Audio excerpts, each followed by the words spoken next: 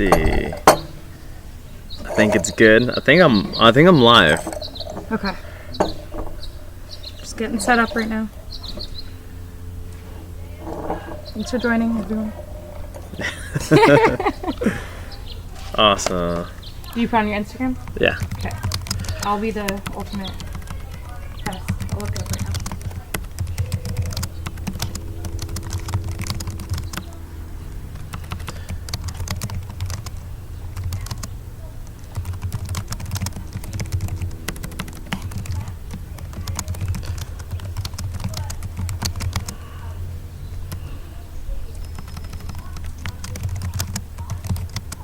Okay, you are live. I'm watching you. First, awesome. First link got shut down because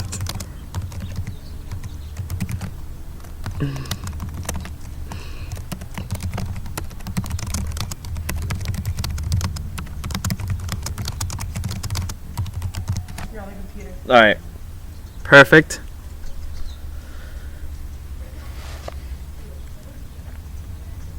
Getting ourselves situated right here.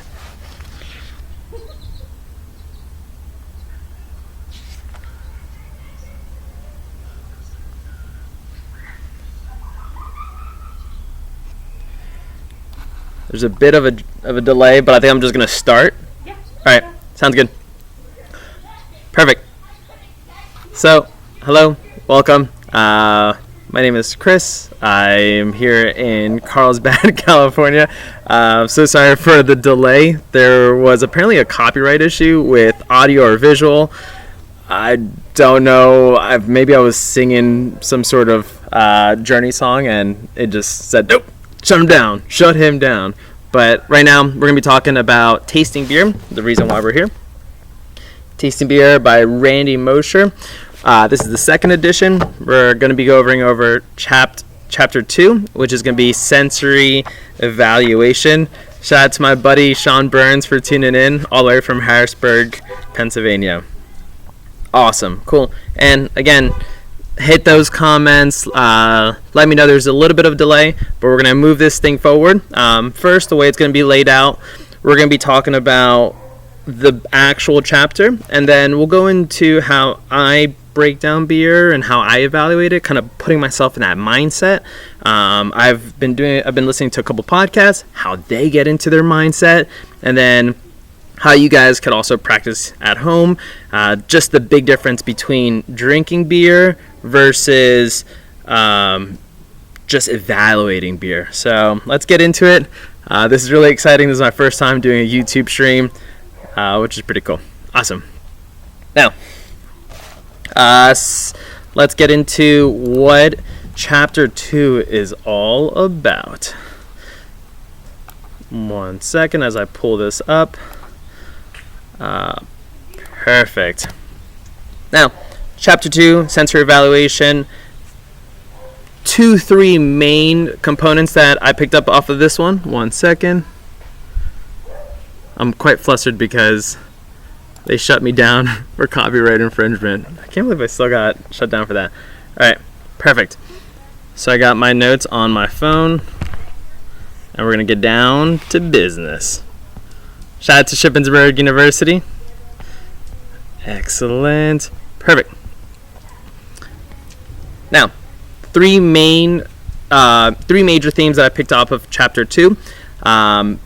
Pretty simple. I always like to look for one sentence that embodies chapters. This one came from the second paragraph, first column, literally right below understanding our senses. Sensation starts with stimulation and ends with perception. So there's going to be things all around us that's going to spark something in our brains. And then it's going to go from the nose, either the mouth, the skin, and then we're going to go like, wait, stimulated. Wait, what was that? Oh, wait, it's cold outside. I got to go get a jacket. Or, wait, do you smell that? I think mom's cooking. It's time to eat. So that type of mentality, I thought that was one of the biggest. Simply break it down. Sensation starts with stimulation, ends with perception. Second one, bringing it down again. starting as simple coded signals and running through several process steps. Eventually, the signals start to express themselves as thoughts, memories, and finally language. So our mind will break down through different codes and signals, and we'll get into this as we dive into the actual chapter, but then it's going to hit memory, and we'll talk about where's our memory located in our brain, and then from there we're going to actually say something. So actually language is going to be one of the very last things we do. Like for many of us, when we're drinking or enjoying food, you're eating or tasting and you're saying, wait, there's that spice, and it's kind of difficult. It's on the tip of your tongue and you're like, saffron? Oh yeah, it's saffron. Or black pepper. Yeah, it's black pepper. It's very difficult for our brains to transition from point A to all the way to language. So don't be scared. Don't be timid about it. We all need to train ourselves to finally get to a certain level. Keeping going. Another really important topic or theme about this chapter is everyone's system is built differently. So learn to understand yourself. I think that's super important, is because everyone wants to compare ourselves and say, well, I'm not up to his standard or I'm not up to their standard. Take a deep breath. When I'm doing off flavors classes for either Pure Project, which I currently work at, or for the public, there's the off flavor, and then it's the range or the intensity that you are able to perceive it, and it goes from 1 to 5. It actually goes from 0 to 5. So if you're smelling it and you're smelling the control and there's no difference, maybe you're completely blind to it. And that could be because of genetics. There are probably other off flavors that you are able to pick up more than anybody else, which is really cool, because some of our brewers down at Pure Project, they're probably some of them are blind to that buttery characteristics like diacetyl. And does that make them a bad brewer? No, it doesn't. It really doesn't. That's their genetics. They could train themselves to pick something up, let's say slick mouthfeel, but that doesn't make you a terrible taster. It just genetically you're kind of blind to it. So that was a big one. And I think my favorite one, which is what we're going to be talking about at the end of this, build your own routine. Think of it as like a baseball stance. I've never played baseball, but you always see, let's say, I don't know, McGuire or Sammy Sosa going up to the plate. They'll grab the bat, tap their shoulder, align their hips, align their shoulders, look back, slouch down, and they're ready. At that point, everything is essentially like zoned out, and all they're focusing, all of their energy, every breath, every muscle is towards this baseball coming towards them. Same thing with us. So let's say once we start diving into our beers, today I'm going to be enjoying Brewery West Pot Fuji. We'll talk about that once we get down to it, as well as one of my all-time favorite beers, a Flanders style red ale from Pure Project, Rose Red. But we'll talk about how you're going to set your body up to start thinking, okay, I'm no longer drinking beer, I'm going to evaluate it. What are all these different aromas and flavors that are coming to me? Okay, perfect. Write down. Writing down is super important to lock in those notes into your memory. Now, you guys ready to do this? Excellent. Hope everyone has a beer in their hand as well. He says it at the very beginning, you should not be reading this book without a beer. I got mine on standby. We'll get into those in a little bit. Beer, clean glass. Don't forget to have your notebook. I got a pen with me. I'm going to be writing down the aromas, the color appearance, the flavors, the mouthfeel, and then the overall impression. That's the very last thing. For me, overall impression is, how would you describe that to a guest coming in? Or let's say one of your friends is like, hey, remember that beer I dropped off to you at your wedding date? What did you think about it? Oh, what are the 3 words? It was so, I love the bourbon character, chocolatey, and it was awesome. Maybe awesome is the 3rd word, but at least 3 words to describe a beer is super important. That's going to be the last thing. Now, let's get into Chapter 2. So, Chapter 2, it's all about understanding our senses. One thing that he was talking about is the differences between how you taste things, your aroma system, and then mouthfeel kind of ties everything together. So gustation is how you taste things. That's composed of 5 different basic tastes. There's a 6th one that's going to be talked about, which is fat. But for right now, there's 5 basic tastes, which lie on your actual tongue. And then your olfaction. Olfaction is how your aroma. And the aroma either coming through the nose or coming from behind. We'll get into that in a moment. And then the weight of it on your mouth or on your palate. So let's say when people say, oh, this is nice and dry, or oh, this is a full-bodied coffee. What do they mean? It's all about the experience, the overall experience. So gustation, olfaction, and mouthfeel. Really interesting note that he was talking about is going to be taste is very primitive. It's actually connected to one of the most ancient parts of our brains, the brain stem, and that simply, the taste part, again, gustation, controls your heartbeat as well as your respiration. And that's super important because the way we evolved is going out, eating something, nope, bitter, poisonous, spit that out. Or sour. That fruit is completely rotten. Okay, cool. Wait, spit that out. No. Or sweet, instantly. That means nutritionist. It has nutritive value to it. So something to think about. So the taste is actually connected to your heartbeat as well as your respiration. It helps you with quick decisions. You either love it or you don't. And that's what becoming a beer taster super important, is that you have to learn to become objective and not subjective. You have to step away and say, I might not like this style, but these are the notes I'm picking up from it. Awesome. I would never drink that again, but that was a world-class beer. Boom. It's really tough. I remember when I first started drinking beer, I was down at Little Italy here in sunny San Diego.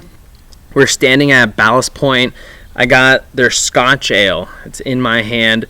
And I'm with my Uncle Martin Johnson and his best friend Connor Duncan. And I'm sitting there and I'm just like, oh God, this beer is disgusting. Connor almost slaps me in public. And he's like, Chris, and he does his like frantic shake. Chris, don't ever say that again. You cannot say a beer is disgusting. Is there anything wrong with it, technically? And I was like, no, but it's sweet.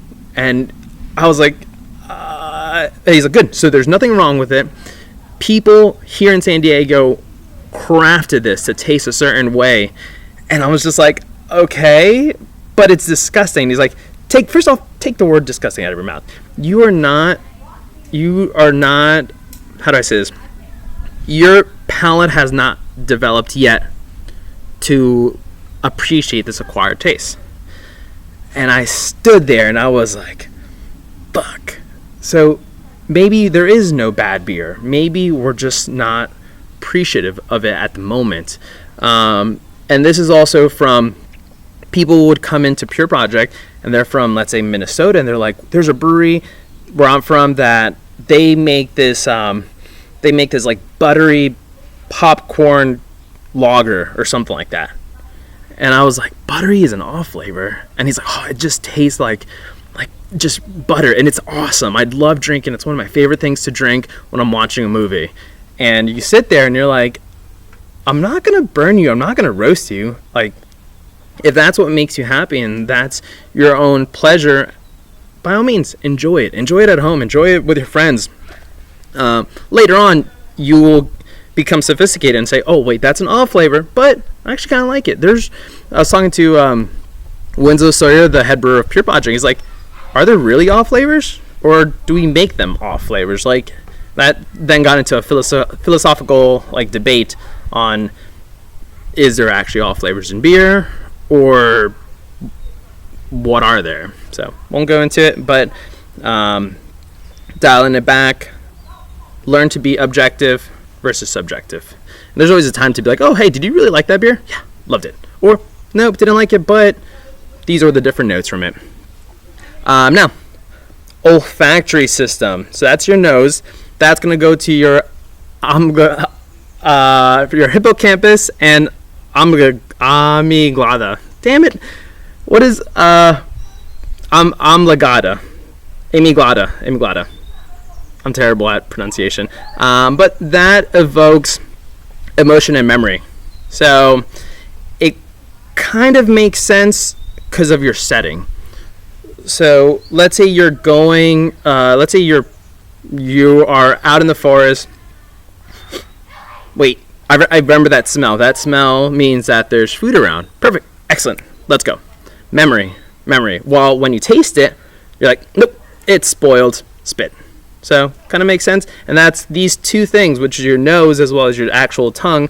Those are connected to different parts of the brain, which is crazy. The human body is really something unique. And I love the way Randy Mosher breaks this down. Sense of taste. On page 41 of the second edition, he goes over the old tongue map versus the new tongue map, which is pretty crazy. So if you've never seen the old tongue map, it's like sweets up front, sour is located on the sides of your tongue, and then bitterness is all the way in the back, right?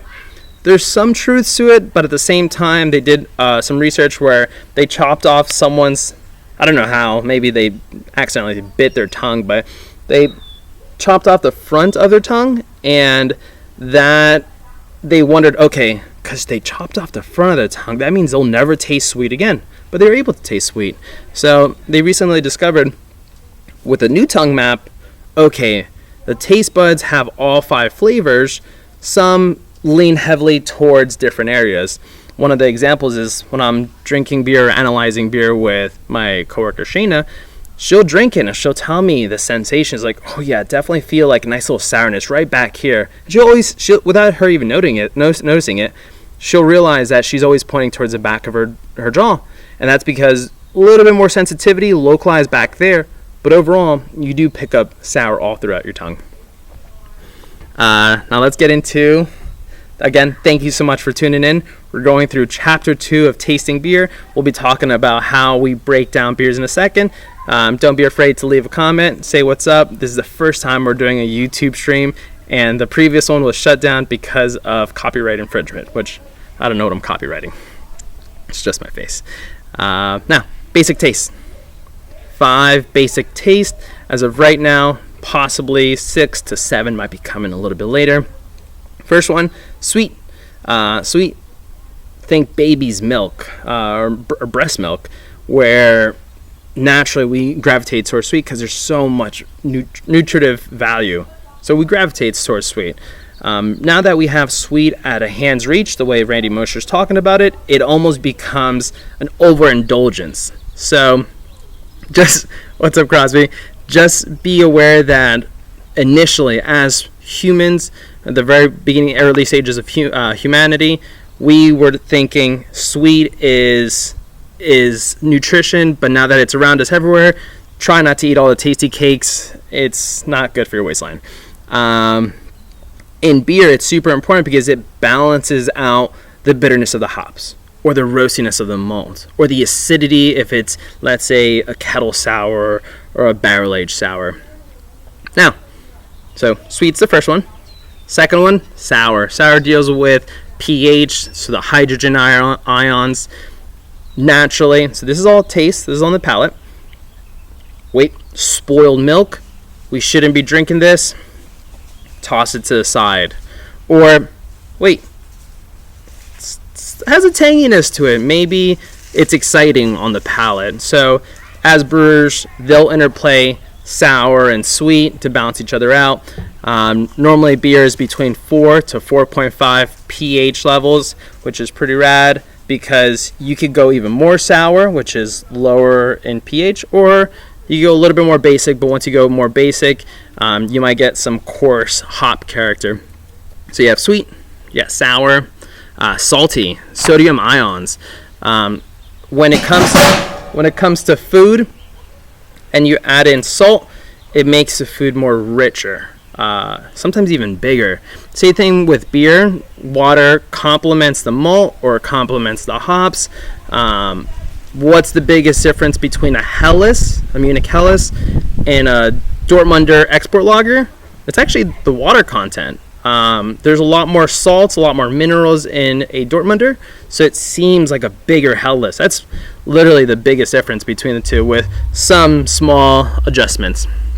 So we have sweet, we have sour, we have salty. Next one, bitter. Bitter is going to be an acquired taste.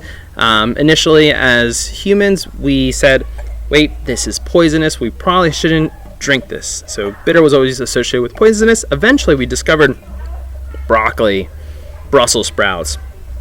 I hated spinach. I hated Brussels sprouts. I actually didn't mind broccoli, but as a kid.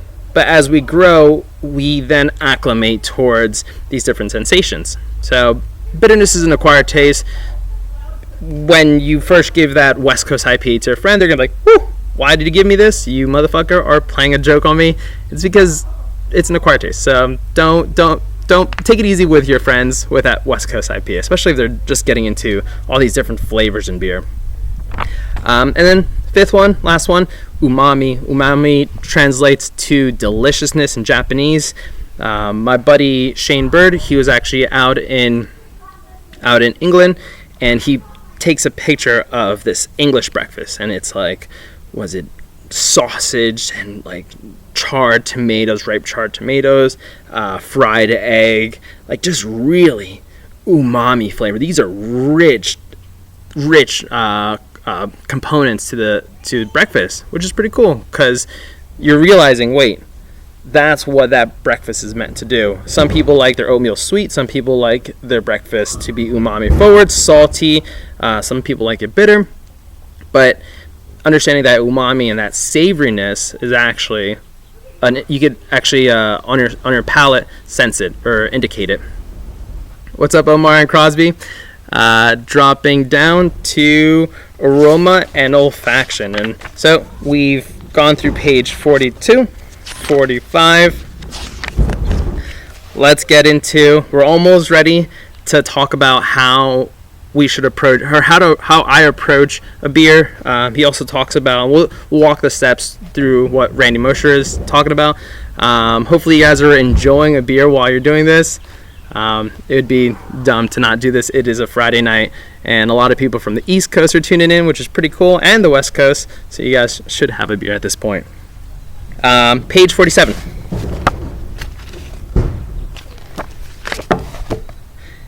This is the skull, and he talks about how to, what actually happens. So, first one, through the nose. So through the nostrils, that's going to be orthonasal olfaction. Like we mentioned before, olfaction is how do you perceive aromas. Cool. So let me pretend like I have something in my glass. So, okay, cool. So through the nose, something on the olfactory bulb is sending out signals, and it's telling you these are memories. Okay, cool. It kind of smelled like blank. Perfect. Next, taste. You take a sip of it. It sits on your palate. Those receptors are going to either say those 5 key basic tastes, like we talked about before: sweet, sour, salty, bitter, umami. Cool. How does it feel on the palate? On the palate, we were talking about how dense it is. Is it dry? Is it full-bodied? Between those two, so mouthfeel. Then your enzymes will actually break down some of these chemicals and release more aromatics. Finally, once you take a sip, through the nose, so from the back, out the nose, there's another just layer and wave of aroma coming to the brain. So through the nose, and finally the flavor brings everything together. But through the nose, then you finally taste it on the palate. What are the 5 basic tastes? Enzymes breaking things down. How heavy is it on your palate? Take that sip, and then it comes out through the nose. crazy, right? And this all happens in lightning speed, and your brain is just sending out signals. And like mentioned through this book multiple times, saying language isn't tightly isn't completely combined with all these senses. So for us to force ourselves to say, this is chocolatey, this is kind of like coffee flavors. Maybe you're drinking an Otter Creek drip drop coffee stout like Sean Burns is. Wait, okay, besides the predominant coffee aroma flavors, what are those different flavors that I'm trying out? All those, it takes a while. And this is the practice that we're going to be going over. Aroma olfaction, how our nose breaks things down. And then finally, I'm going to skip to the back. Some really important parts about creaminess. That deals more with proteins, astringency, tannins. Tannins is very predominant in wine. Look into it. Find out a little bit what those complex polyphenols create. A really nice drying, carbonation, visually. And last but not least, page 59, we have the tasting act. So for everyone tuning in, thank you so much for tuning in. We're going to be going into the tasting act.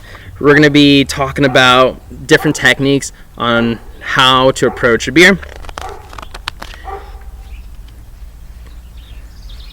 Perfect. Question already. Do you have a go-to procedures on how you taste a beer for sensory? I know the book goes into drive-by and short sniff. So yes, awesome. So let's get into it. Recently, there has been a new Master Cicerone, the 19th in the world. His name is Joe. He's from Sugar Creek, if I'm not mistaken. And he talks about, if you guys didn't check it out, it's on the Good Beer Hunting. I believe it's minute 36:50 with to like 47 minutes to the 47th minute. But he talks about sitting square, lining up the beers, a certain technique, the way he grabs it, and the way he approaches it. So everyone has their technique. For me, you have to sit upright. It's one of those where either with customer service or with how you approach a beer, you have to get into your mentality there, and you also have to give yourself clues to remember. You're not drinking this, you're evaluating it. So for me, let's say if I'm sitting like this, kind of laid back, sipping this, I'm completely not engaged with this beer. So I sit up. Awesome. Sometimes I get nervous before I do anything, either a YouTube live or judge a beer. So I'll sit down, shoulder back. They'll pour the beer straight down the middle. What I'll do, I'll give it a couple swirls around here, maybe, let's say, a foot away, foot and a little bit some, right around here. At that point, I should be able to smell something. I'll lock it in, and this is quick.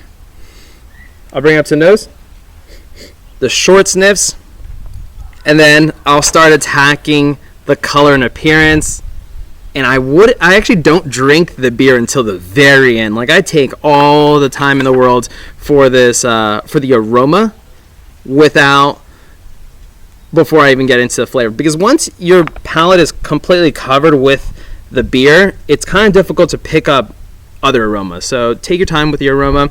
But let's get into the tasting act, and I'll kind of jump in and put in like how I work the system.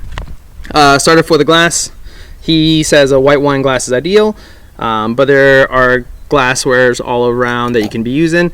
The reason why, wide base, taper top, all those aromas come up to a single point. So when you're swirling, all those bubbles are bursting, and those aromatic compounds are coming up to a single point.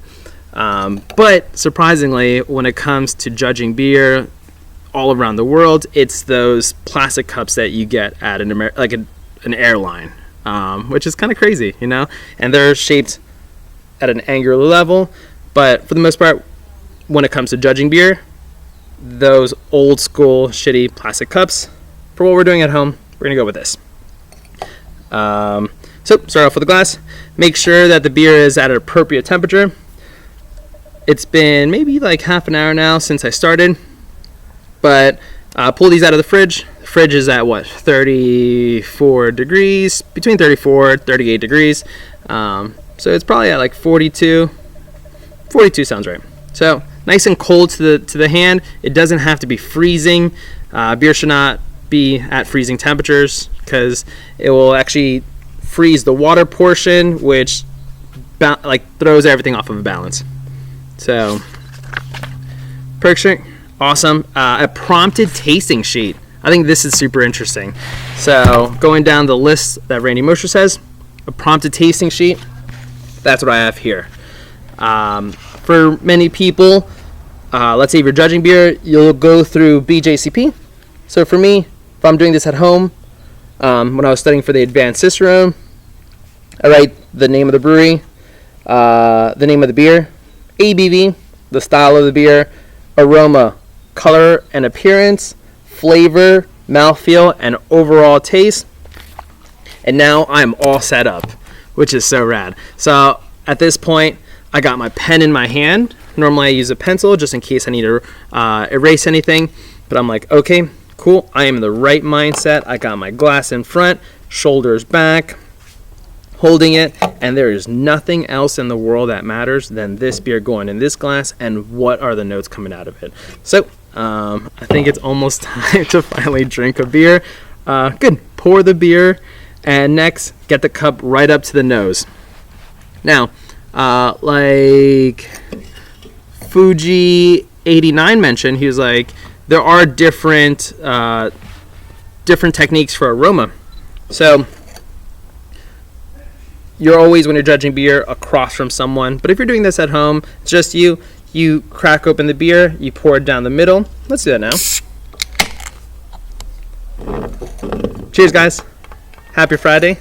So what you're doing, you're pouring it right down the middle. Nice head right there. Perfect.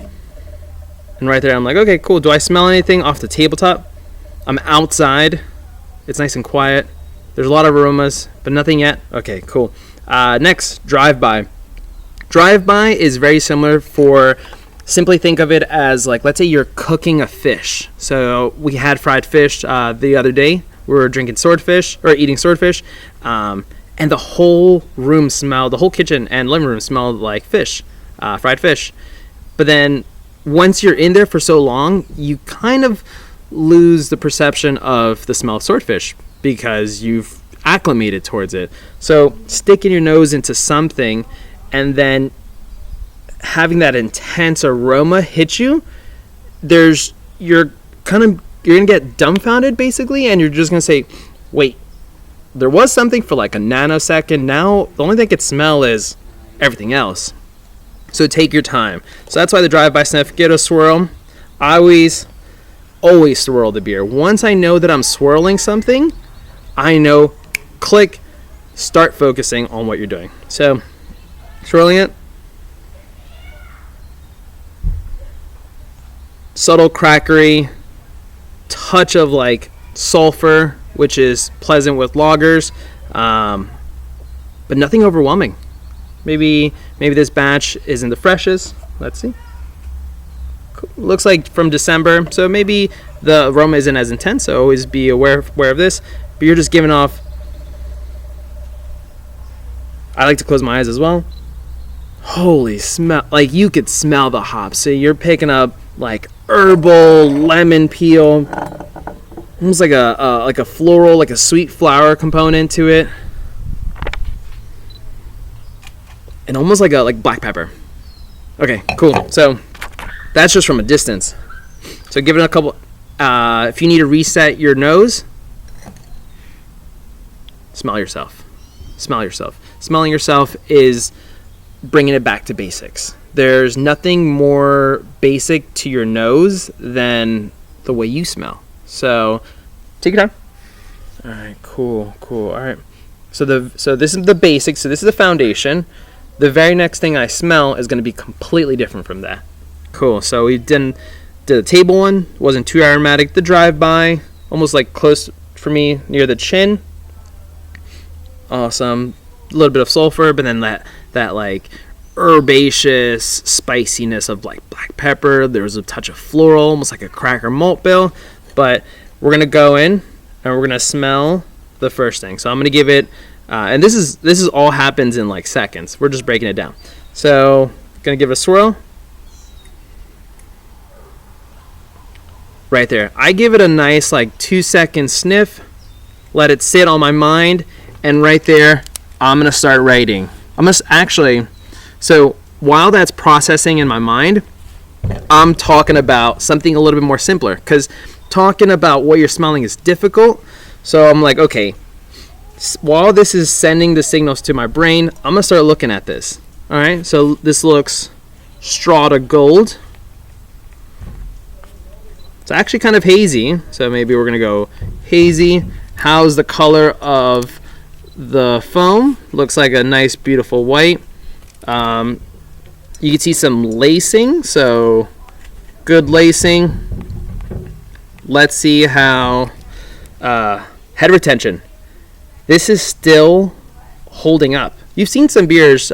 Sometimes it all depends on the style, but sometimes the head just falls completely down. There's no bubbles, and you're like, uh-oh. But here, nice, great head retention. Really compact, soapy bubbles. This is going to be an incredible beer. It's well structured. You can already tell that it's well structured beer by the lacing, which is awesome. So good lacing, great head retention. Cool. And now I've filled out my color and aroma, color and appearance. Then I'm going to attack my aroma, my flavor, my mouthfeel, and lastly, I'm going to talk about overall experience.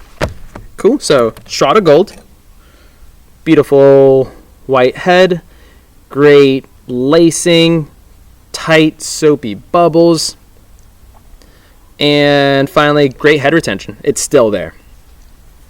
Awesome. Now, once I'm done filling out my color and appearance, I'm going to say, okay, let's go back. What was I smelling? All right, initially I was smelling, let's go back into like herbs, black pepper, I said lemon peel, touch of sulfur, malt cracker malt backbone. Now we'll get into how we break down malt and how we break down hops and how we break down yeast products in the next virtual book club with chapter 3. But for now, we're just going to be smelling. Awesome. And I always give it that extra sniff, a little bit longer, just to confirm what I was picking up. And right there, I'll even say the intensity. For me, it's 5. It's low, medium, high, high. So is it screaming at you or is it faintly there? Those are the spectrums. So for me, herbal, spicy, kind of like black pepper.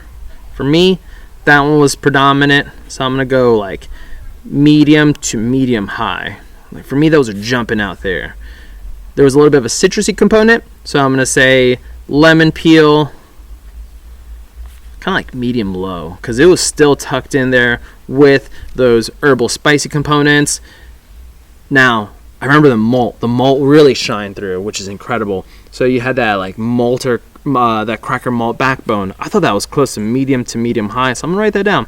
Cracker malt backbone. I'll go medium to medium high. And then finally, any yeast product that I was picking up, touch of sulfur, kind of tickles your nostril. I'll go low. Just enough because when I was doing that drive-by, I got a whiff of that. Babe, do you want to try some? Yeah. All right, here, grab some. Cool. So Don't worry about me. let's go back into it. A little bit of a floral component. So this is like when you're trying to pull out any more flavors that's in there. Awesome. So, almost like cemented. You have the aromas and the appearance. You are set. Now, let's see what this beer tastes like. Cool. Cheers, guys. Give it a nice sniff. Awesome. I think I got all the aromas. Then when we take a sip, next get the cup right to your nose. What do you pick up? Take a moment to observe the beer, then take a sip. And when we take a sip, you just want enough to cover your entire palate, like the new tongue map was showing. It's not that everything's designated in a different portion of your tongue, but you'll get a better understanding of it once you let it cover the entire tongue. Let it sit on there, and then think about dryness, mouthfeel. Like, let's say if you've had a really big stout, and I'm talking those thick stouts, like the pastry stouts, or a really big-bodied old ale or barley wine. Those are thick. Or if you've had Sapporo with your sushi. Sapporo is nice and dry. It even says dry. No, Asahi says dry. But those are dry beers because they use rice, and rice will basically ferment out. So it's super, super dry, and it kind of complements the fatty sushi. But, okay, so from Sapporo to the thickest beer you've ever had. Where does that fall? That's your mouthfeel. So we're going to give this a taste.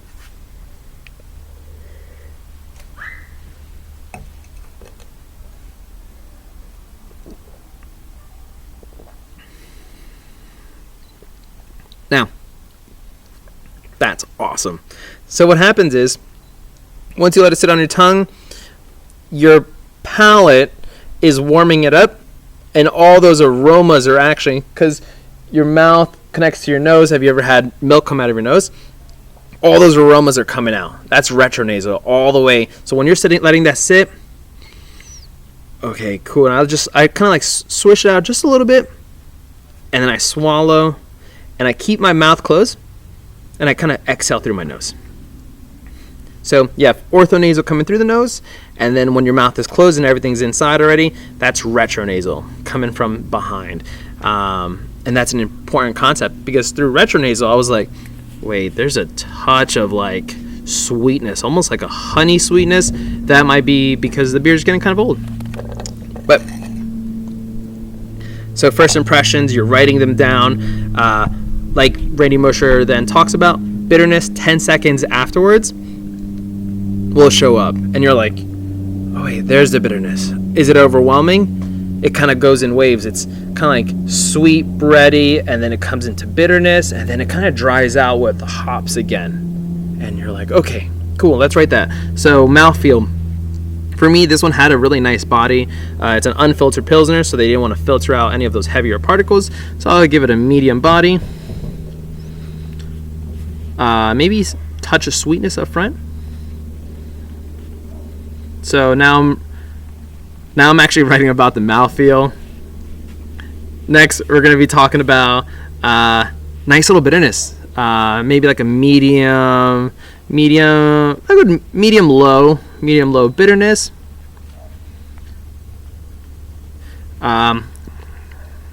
Aftertaste, hop characters, hop, flavor, aftertaste. Cool. And now we're going to get into, let's go back into it so we know what the aroma is. Let's double check. Everything's locked in. You got your appearance, you got how it felt on your palate. Now let's go for the taste.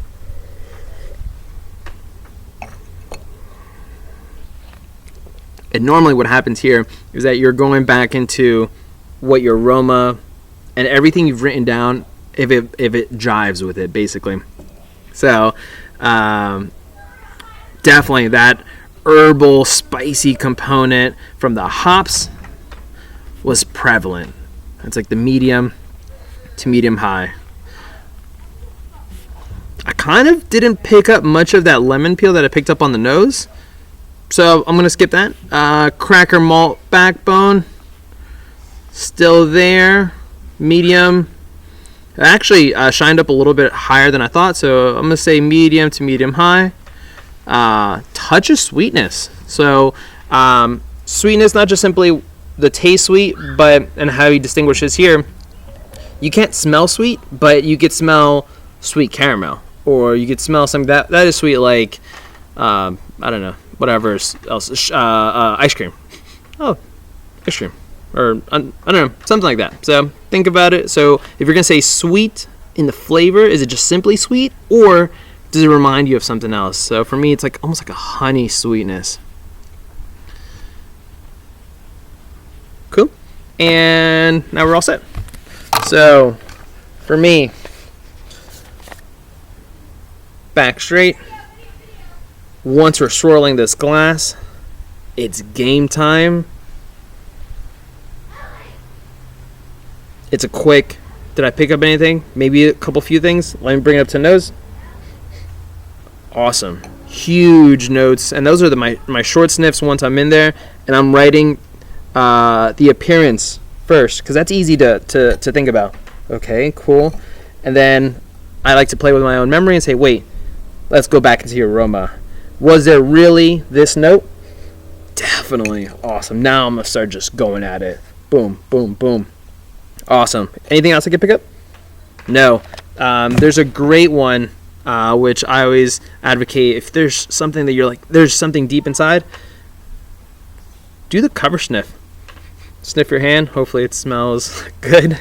If not, just rub it on your pants. That's super sanitary. Give it a swirl. You can feel the buildup of carbonation to pushing back on you, and then just bring it up to nose. And it's just gonna just burst in your face. Was there anything else that you missed? No. I think I got everything. Awesome. You finally taste it.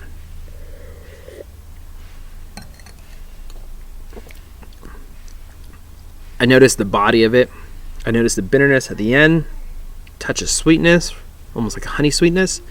I can either fill out the mouthfeel or the flavor. And then at the end, I always do overall.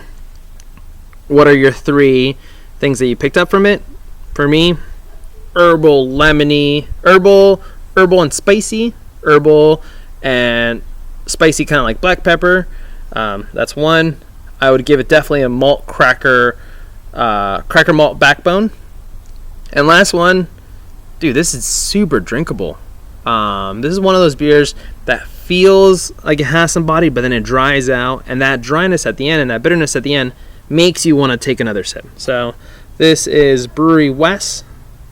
They're out of, I believe, Torrance, California in LA, and they make, are they out of Torrance? No, they're out of like Ventura. Where's Brewery West? San Pedro. They're out of San Pedro. Pot Fuji. This is a fantastic beer. Let it sit on the palate. There's no rush to tasting beer. It's a very methodical, and it's all about your mind. Forget about everything else. Take your time. Enjoy. If you guys have any questions, let me know. I'm gonna quickly enjoy one of my favorite beers in the world. This is Rose Red. It's a Flanders style red ale. If you're taking, again, this is now more of a casual. If you're taking the certified Cicerone or advanced Cicerone, sometimes you'll run into a Flanders style red ale. So this one is made by the company I work for. They're called Pure Project. They're located here in San Diego, California. And I promised myself that I would work for a brewery that makes my all-time favorite style. And this style is typically aged 6 to 12 months. And there's a ton of different bacteria. Let's say lactobacillus, acetobacters, pediococcus. Nice. Perfect. Nice little cork on it. Grain bill, typically it's Munich, Vienna, sometimes Munich or Vienna being the base. Sometimes you get it in pale malt. Some people will add it in black malt just to adjust it.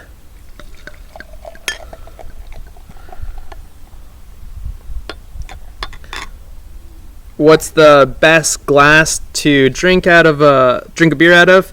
I always say proper glassware is critical. This is exactly the way they wanted you to drink the beer. So whenever I go to a brewery, me and my girlfriend have a habit of buying glassware and buying beer because we're like, this glassware is exactly they want the beer to be presented in. So I got Marco. They mentioned it in the book about order of tasting. Don't start with a West Coaster. Would you recommend regarding order? Yeah, so if you ever make it out to San Diego, California, and that color is so enticing. It's this beautiful like crimson color. My girlfriend Candace is freaking out over it. If you ever make it out to, or actually here, skip it. Go to your local brewery because there's almost 6,000 breweries here in the nation, and look at the way they structure their board.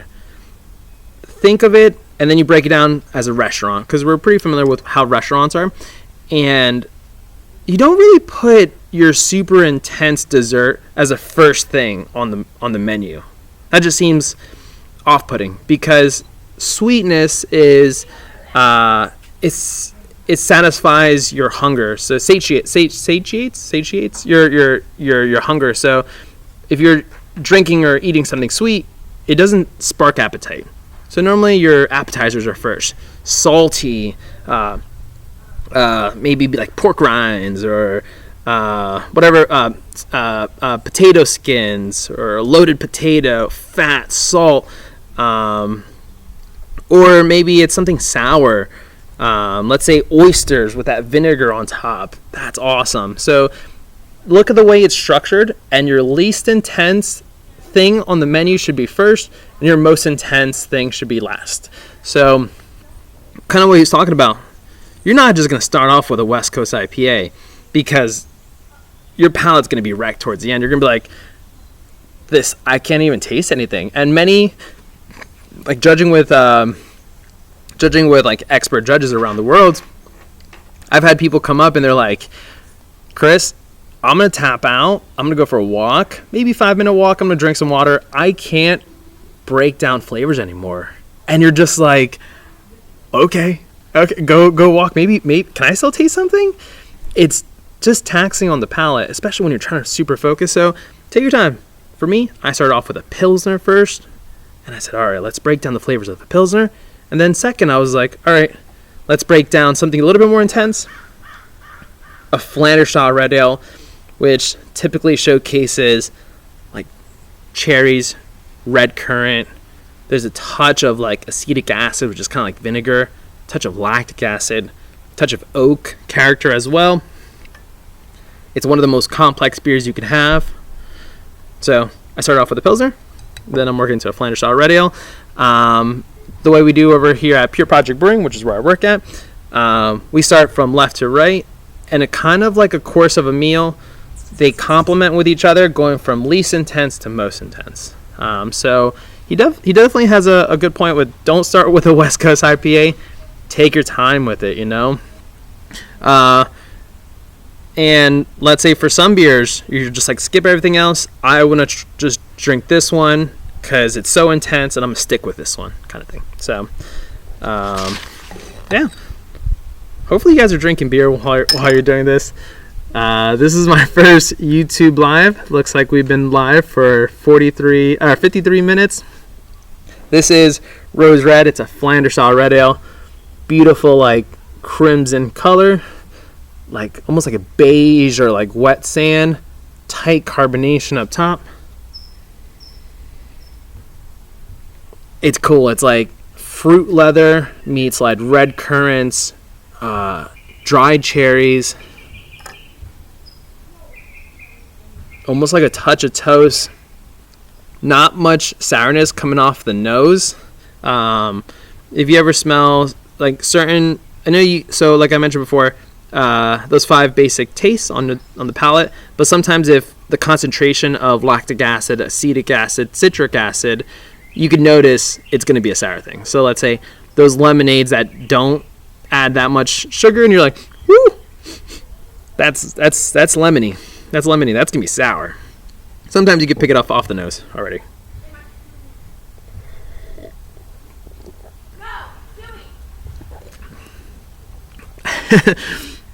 Another question. When you were going for your advanced Cicerone, was there ever a beer that turned your switch off and made you enjoy it without analyzing it? I'm not going to be one of those like cynical people that are like, I was on game mode at all time. But basically my studying came in from December to February. So basically from December, I didn't want to think about a beer. I didn't want to drink a beer. I didn't want to talk about a beer. But that's because my employer previously, won't go into it, but I was ready to leave the beer industry. And then I started working at Pure Project, and I said, screw it. I'm going to go from not wanting to do this to trying to accomplish something that's I've only dreamed of doing in my lifetime, which is passing the advanced Cicerone, ideally going up to the master Cicerone. But so when I was studying for it, my mind was always on game mode, sadly. But for me, like drinking, I don't know, what was I drinking a lot of? I was working at Pure. Honestly, huge fan of Nut Brown from AleSmith. Always loved the comforting notes of like chocolate and toast. So like after studying up in their balcony for so long, I'd go downstairs and I'm like, hey, you know what? Let me get a pint of Nut Brown. I'll do the classic. Okay, cool. Mentally writing the notes. Cool, great. And then I'll just be like, okay, cool. Time to drink this beer. There's always a context for it, you know? It's, for some people, they can never turn that switch off. I might be one of those, but not to like the extreme extent where I'm like, oh my god. Just enjoy the beer, enjoy the moment. It's all about the moment. The beer complements everything around you. Sometimes it dictates what the event's about, but for the most part, enjoy the moment. But yeah, Nut Brown, Pure Project Rain, I drink so much of. I think it's an incredible beer. It's kind of like Pop Fuji. German style Pilsners. They just taste great on the palate. Yingling Lager. Hams, if it's nice and warm, day out, I'll drink a Hams. But yeah, there's always a moment for there's always a beer for each occasion. So, but yeah, when I was going for the advanced Cicerone, it was game mode, like, because there was so much. It was crunch time. Like I was studying 5 hours a day because I didn't have that luxury of having a year. It was crammed into like 3 months. 3 months, yeah. Any other questions? What else? But yeah, thank you for tuning in. If you haven't bought the book, I'm just a quick recap of what we're doing today. If you haven't bought Tasting Beer by Randy Mosher, that's Randy Mosher. I ran into him at the Great American Beer Festival. Buy it. I love the second edition. It's maybe $14 on Amazon. But first edition is pretty wild. But I really do like second edition. He starts highlighting like hazy IPAs, and he really goes into draft systems. But scoop this up. This is one of the best books you'll ever read when it comes to beer. To pass a certified Cicerone, I read this. Front and back, write your notes. Everything that you need to learn to pass that is in this. Straight up. Buy it. Next week, probably on Monday, we're going to be doing Chapter 3. Chapter 3 breaks down different types of malt character, different types of hop character, other chemical compounds. So tune in for Chapter 3. Chapter 3 will be on Monday at 5 p.m. Pacific time, 8 p.m. Eastern time. And at that point, we're talking about... At that point, I'll try to choose a beer that's nationally distributed, which everyone could tune in with the same beer. So I think that's the end for questions. Thank you so much for tuning in. Again, my name is Chris. I'm an advanced Cicerone here in San Diego, California. I'm also a certified beer judge, and I've judged a bunch of homebrew competitions. I was recently down in Mexico judging the Copa Cerveza del Pacifico, which is pretty cool. So the Western beer, Mexican beer competition. And yeah, Don't forget to follow me on social media at Chris Andrew Leguizamon on Facebook and Chris.thebeereducator on Instagram. Again, thank you so much. You guys are amazing. Cheers, guys.